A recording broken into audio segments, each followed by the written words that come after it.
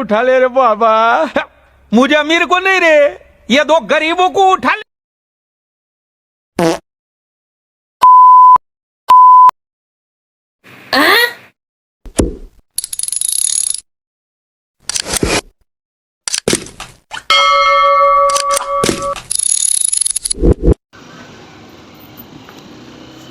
Hello guys, আসসালামু আলাইকুম।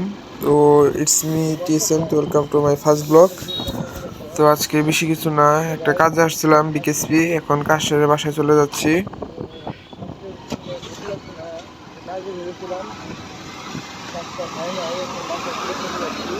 কিন্তু বাসায় যাওয়ার আগে আমার চার্জারটা নিয়ে আসতে হবে। চার্জারটা ভুলে ভাইয়ার বাসায় ফেলে আসছি। আগে যে চার্জারটা নিয়ে আসি, পরে বাসায় যাব।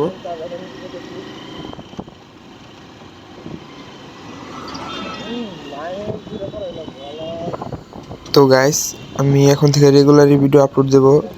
আপনারা যদি ইউটিউব থেকে দেখছেন তাহলে আমার ফেসবুক পেজটা ঘুরে আসতে পারেন, বা ফেসবুক পেজ থেকে যদি দেখে থাকেন তাহলে আমার ইউটিউব চ্যানেলটা ঘুরে আসতে পারেন।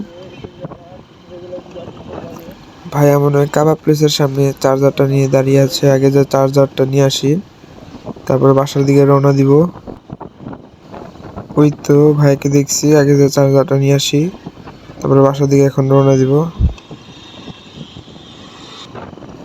এখন চার্জারটা নিয়ে নিলাম, এখন বাসার দিকে রওনা দিচ্ছি।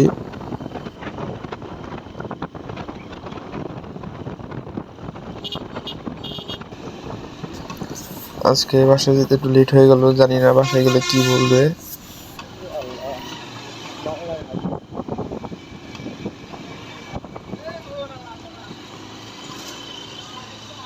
কই যান? কই যান? হ্যাঁ, কই যান? দোকান খুলবেন না? হ্যাঁ, তো যান তাহলে। ওষুধ কিনতে গেছিলাম, নবীনগর সেনা বন্ধ।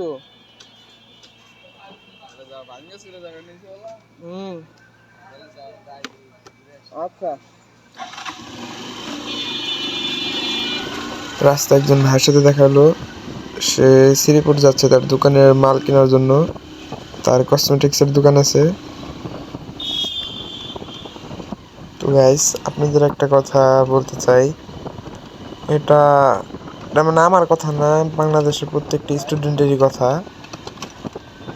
বর্তমানে যে বোর্ড পরীক্ষায় যে গার্ডগুলো বসতেছে, বোর্ড পরীক্ষা যেমন ইন্টার, এসএসসি, যাই বলেন, যে গার্ডগুলো বসতেছে, আমার মনে হয় তারা রীতিমতো বাসায় ঝগড়া করে আসা পরীক্ষার হলে গার্ড দিতে আসে। তারা যেভাবে গার্ড দেয়, মানে আই এম তো অবাক। আমার মনে হয় তাদেরকে পরীক্ষার হলে গার্ডে না বসিয়ে তাদেরকে যদি বাংলাদেশের সীমান্তের বর্ডার গার্ড বসানো যেত, তাহলে বাংলাদেশে অনেকটাই মাদক মুক্ত হয়ে যেত। কারণ তারা যেভাবে গার্ড দেয়।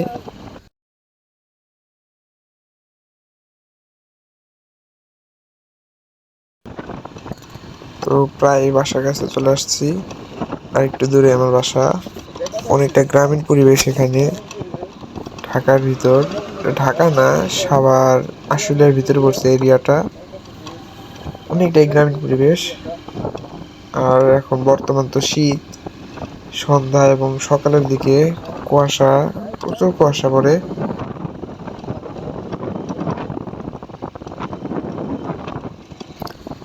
তো গাইস, ভিডিওটা বেশি লম্বা করব না, আজকে এ পর্যন্তই। দেখা হবে নেক্সট ভিডিওতে। তো থ্যাংকস ফর ওয়াচিং।